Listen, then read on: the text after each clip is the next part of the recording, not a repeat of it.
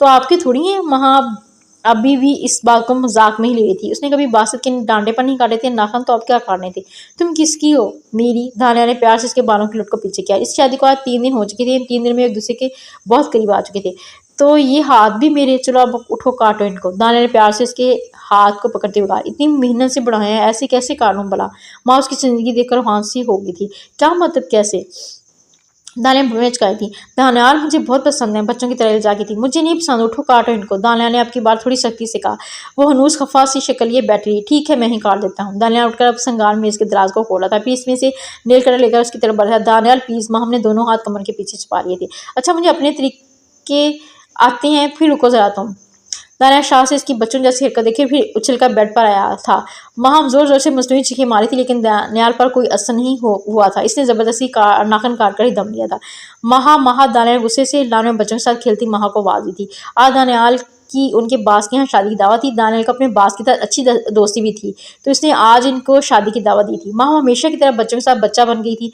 जी, महा ने हंसते हुए गेंद हवा में उछाली थी और दानियाल के पास आई थी।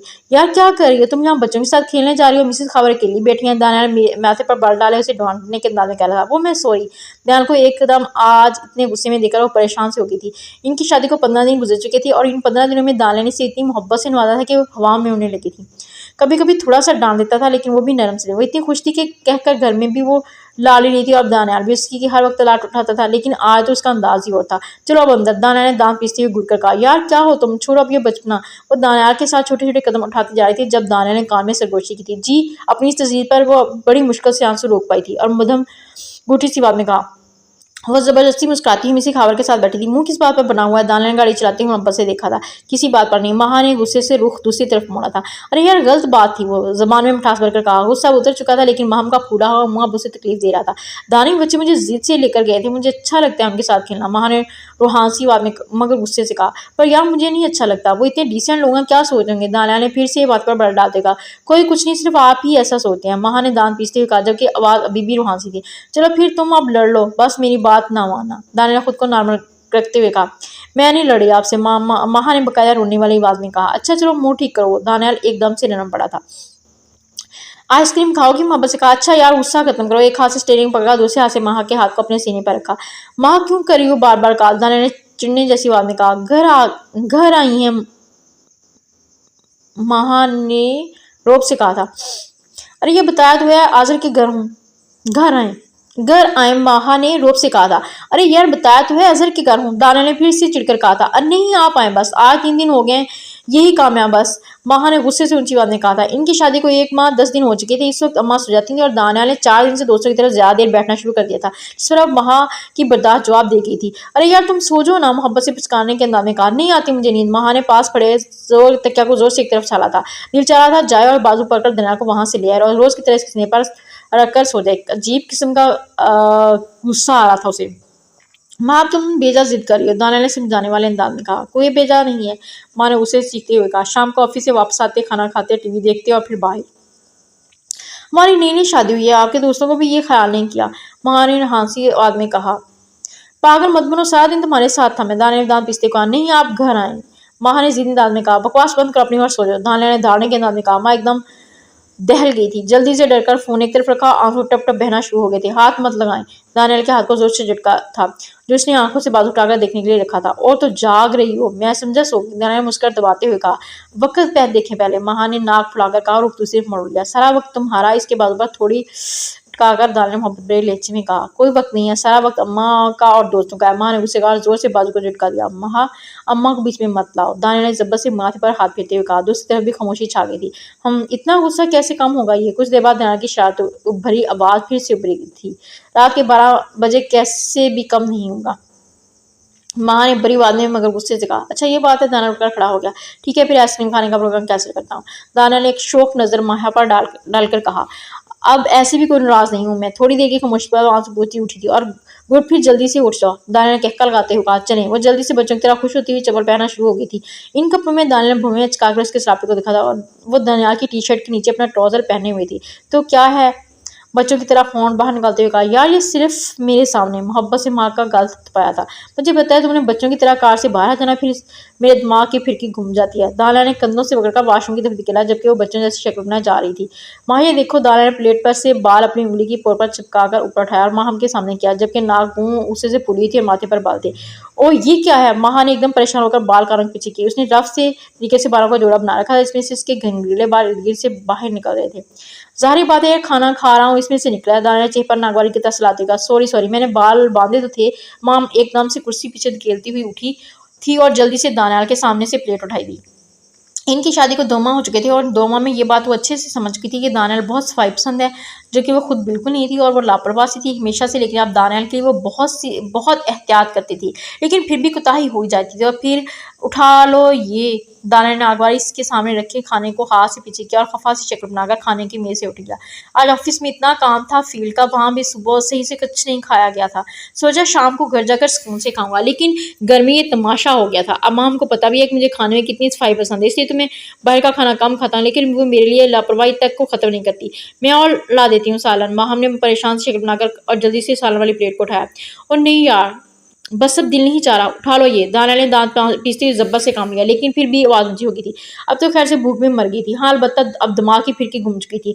अच्छा अब ऊंची आवाज़ में मत लड़े, अम्मा तक आवाज़ आएगी। माँ ने पास आकर लब कुचलते हुए बाजू पर हाथ रखकर कहा, ओ यार छोड़ो अब। दाना ने गुस्से से बाजू पर रखा उसका हाथ झटका था। टीवी का रिमोट उठाकर टीवी के सामने रखकर चलाया और खुद भी उसके सामने बैठ गया। अच्छा चाय बना दूं? वहां ने फिर हाँसी आवाज में कहा, तुम्हें पता है मुझे चिढ़ है जिन कामों से यार वो ही करती हो। दाना का सब्र का पैमाना लबरेज हो गया था, जोर से रिमोट सोफे पर मारा। वो चाहता था वो सामने ना आए कुछ देर तो, लेकिन वो थी कि खड़ी सर पर बोले जा रही थी। वो तेजी से वहां से उठकर कमरे में आया और वो भी पीछे पीछे कमरे में आ गई थी। अब तो उन्हें वॉशरूम का हाल देखा है और ये ड्रेसिंग मेज के दराज दाना कमर पर हाथ रखे गुस्से में धड़ा था। वहां एक लम्हे के लिए तो दहल गई थी। दानी करती तो हूँ, माँ ने गुस्से से कहा। खाक करती हो यार, मोबाइल पर लगी रहती हो। दाना ने माथे पर बाल डाले हुए कहा जबकि हाथ में अभी भी हनूज को ऐसे ही कमर पर था। आपको नहीं होते? करती तो हूँ मैं सब कुछ, पर मैं आस्ता आस्ता करती हूँ। माँ ने गुस्से और आने वाली मिलजुली बात में कहा, तो क्यों करती हो आस्ता? अम्मा को देखो इस उम्र में भी कितना काम करती है। दाना का गुस्सा आसमान को छूने लगा था।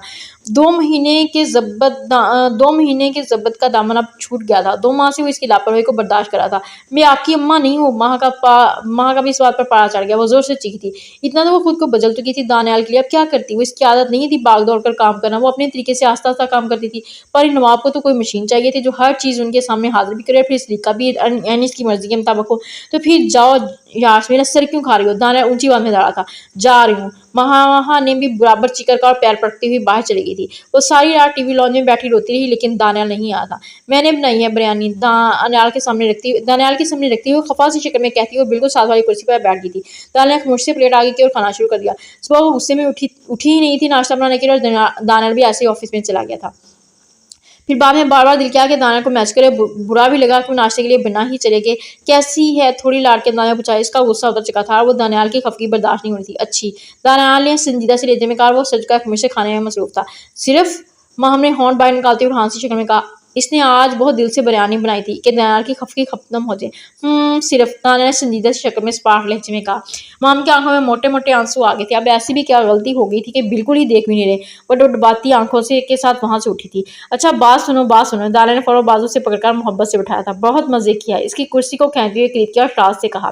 फिर आसस इसके आंसू साफ किए जो बेसाख्ता गालों पर टपक पड़े थे। क्या कर रहे हैं? अम्मा आ जाएंगी। इसकी मजीद इशारत पर माँ ने झिम कर कहा था और सुर्ख होते हुए नाक और रोई हुई आंखों के साथ चेहरा बिल्कुल बारिश के बाद का दिलकश मौसम लग रहा था। तो आ जाएं। माँ जो शर्मा कर कुर्सी उठ रही थी फिर से झटका देकर कुर्सी पर बैठा दिया। शर्म करे। माँ ने जोर से अपने हाथों से पीछे किया और खिलखिलाती हुई हंसी गूंज उठी थी। वो तो इसे उठकर खड़ी हुई और जब दानियाल ने कमर के बाजू हाइड किया था वो झमके पीछे हुई। अच्छा फिर एक काम तो करो। दानियाल ने शरारत से लब दांतों में दबाकर कहा। बोले मुस्कुराहट से खिलते गुलाबी चेहरे के साथ कहा, चाय का एक कप तो बना दो। दानियाल ने पास कान में सरगोशी की।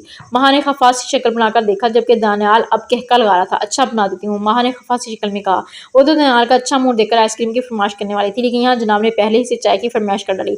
अच्छी होनी चाहिए, एकदम फर्स्ट क्लास। ज़्यादा देर पकानी है। वो किचन में थी जब दानियाल के ऑर्डर आना शुरू हो गए थे। अब आप खुद ही बना लें अगर इतनी हिदायतें देनी है। माँ हमने गुस्से से सिर हवा में मारते हुए किचन से हाँक लगाई। चलें उठे अंदर चलें। माँ ने कंधे पर सरकते हुए नींद की खुमारी में कहा, बस ये थोड़ा सा मैच रहता है, लास्ट ओवर है। दानियाल ने एक नज़र इस पर डालकर कहा। अपने मखसूस अंदाज में दानियाल की टी शर्ट के नीचे अपना खुला कैपरी पहने वो इसके साथ लगी बैठी थी। मुझे नींद नहीं आ रही, चले ना बस करें, सोते हैं। अब ये कौन सा पाकिस्तान का मैच है? माँ ने थोड़ी चिढ़ने के अंदाज में कहा। अच्छा ना तुम जाकर लेटो, मैं आता हूँ। और दानियाल ने मोहब्बत से गाल पाकर कहा, नहीं आते आप। माँ ने आंखें उस्केड़कर नाक फुलाकर कहा था, माँ क्यों बच्चों की तरह करिए, तुम्हें समझ नहीं आता क्या? दानियाल ने चिढ़कर कहा, मैच के बहुत इंटरेस्टिंग ओवर चल रहे थे और माँ जिद पर अड़ी हुई थी। इनकी शादी को 6 माह हो चुके थे। दानियाल की मोहब्बत में कोई कमी नहीं थी, लेकिन अब वो वैसे लाड कम ही उठाता था जैसे पहले उठाता था। आपको वैसे भी मुझसे अब प्यार ही नहीं रहा, रूहान सिवान ने कहा था। माँ हर वक्त यही चाहती थी कि वो इसके साथ ही मोहब्बत वाली बातें करता रहे, लेकिन इसकी तबीयत ऐसी नहीं थी। वो माँ हमसे दिलो जान से मोहब्बत करता था, पर बस औकात इसकी चिपक जाने पर इसे चिढ़ हो जाती थी। वो चाहती थी बस सांस भी वो इसकी मर्जी से ले। यही वजह थी कि इसने कभी लड़की से मोहब्बत का साया नहीं पाला था। इसने सिर्फ माहम की रोज़ की चकचके की वजह से आदर और फात से मिलना भी कम कर दिया, और अब टीवी तक वो अपनी मर्जी से नहीं देख पा रहा था। हाँ नहीं है, दानियाल ने चिढ़कर बेजार शक्ल बनाकर कहा। अब वो हर बात बस यही कहती रहती है, आपको अब प्यार नहीं है मुझसे। इसे अब चिढ़ होने लगी थी इस फ़िक्रे से।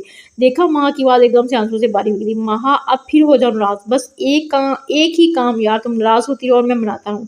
दयाल को इसे रोता देखकर और गुस्सा आ गया था। मुझे अम्मी की तरफ जाना है, बच्चों की तरह गाल साफ करते हुए गुस्से से कहा। अभी 2 माह पहले तो गई थी, दानियाल ने दाँत दिखाकर। बस मुझे जाना है। माँ ने चीखने के अंदाज में कहा, अच्छा चलो यार, चलो सोते हैं, उठो। दानियाल ने गुस्से से टीवी बंद करके रिमोट एक तरफ उछाला था। नहीं रहने दे, अब देख लें टीवी। माँ ने गुस्से से कहा। माँ मेरा दिमाग मत गवाओ, चलो उठो, बाहर में यार टीवी। दानियाल ने गुस्से से बाजू बचा था और जबरदस्ती कमरे में ले गया। क्या करें आप? माँ ने पुरशौक अंदाज में पूछा। तुम्हें याद कर रहा हूँ, दानियाल ने मसरूफ़ अंदाज में आवाज़ में कहा। झूठ। माँ की खफकी भरी आवाज़ फ़ोन में भरी थी। चलो फिर तुम खुद बताओ मैं क्या कर रहा हूँ मैं। चलो फिर तुम खुद बताओ क्या कर रहा मैं। दानियाल ने ठंडी सांस भरकर कहा। माँ मिर्ज़ा की शादी के सिलसिले में लाहौर गई थी और दिन में कोई 10 बार वो फ़ोन करती थी और चाहती थी कि दानियाल देर तक बातें करे। टीवी देख रहे होंगे या मोबाइल पर किसी लड़की से बातें कर रहे होंगे। माँ ने तंज़ या लेचे में खफकी से कहा। अच्छा, बड़ी तुम तो चलाक हो, इतनी दूर बैठे ऐसे अंदाज़ा लगा लेती हो। दानियाल ने फ़ोन बाहर निकाल कर लापरवाही से कहा। हाँ तो करते हैं आप बात, पकड़ा नहीं था मैंने उस दिन। ना माँ ने तीखी सी आवाज़ में आंखें सेड़ कर कहा, बताया तो था मेरी कुलीग है, हद करती हो तुम। दानियाल ने बराबर खफकी के अंदाज में कहा, है तो लड़की ना, बस मत किया करें बात। माँ अपने मखसूस अंदाज में फिर से मंदिर लगाकर छोड़ी थी। और कोई हुक्म जी? दानियाल ने ठंडी सांस भरते हुए कहा। खाना कैसे खाया? दानियाल की बेज़ारी बांप कर फौरन अगला सवाल लगा, जो वो हर दफ़ा की कार पर पूछ रही थी। बाहर से लेकर आया था, उसी थकी सी आवाज़ में कहा। दानियाल हर 4 घंटे बाद घंटे-घंटे की बात करता था उससे। इनकी शादी के 11 माह का अरसा गुज़र चुका था। हम आज भी उससे पहले दिनों जैसी मोहब्बत और तवज्जो और मोहब्बत की तलबगार थी, जबकि उसकी आदतों के ना बदलने पर अब उकताने सा लगा था। अब कब आ रहे हैं? अगला सवाल फिर चखने के अंदाज में किया।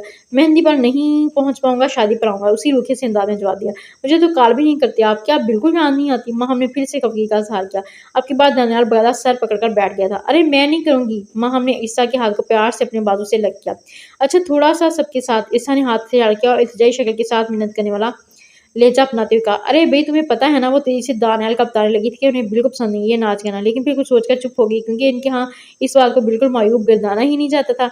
हर शादी ब्याह की तकरीब में खूब हल्ला गल्ला होता, लड़के लड़कियाँ मिलकर खूब नाचते। मुझे भूल गया है, उसने जान छुड़ाने के लिए अगला बहाना बनाया। मुझे पता है दनियाल भाई को अच्छा नहीं लगता, यार इनको थोड़ा ना पता चलेगा कि वो कहाँ बैठे कराची में, आ जाओ ना, सब लगे हैं। ईसा ने फौरन इसका अंदाज भांप लिया, फिर से इल्तिजाई अंदाज में कहा। ईसा इसके डांस की फैन थी, वो चाहती थी इसकी शादी पर इसकी बेहतरीन दोस्त और कज़न ज़रूर रौनक लगाए। अच्छा रुको ज़रा, पहले अम्मा से पूछ कर आऊँ, वो बैठी हैं सामने। माँ ने कुछ पुरसोच अंदाज में कहा। गाना इतना अच्छा चल रहा था कि वजूद तो इसका भी खुद बाखुद थरकने लगा था। पागल, इतना डरती हो? अच्छा मैं बात करती हूँ, बैठो तुम। ईर्षा ने हल्की सी चीख लगाई और तेजी से चलती हुई नाज की तरफ गई, जो शादिया के साथ बातों में मसरूफ थी। इनके कान पर जाकर कुछ कहा। उन्होंने दूर खड़ी लंब कर चलती माहम को की तरफ देखा और मुस्कुराकर सवात में हिला दिया। देखा अम्मा कहती कर ले, सब मिलकर कर रहे हैं। ईर्षा ने आकर जोश में इसका बाजू खींचा था। चलो चलो उठो अब।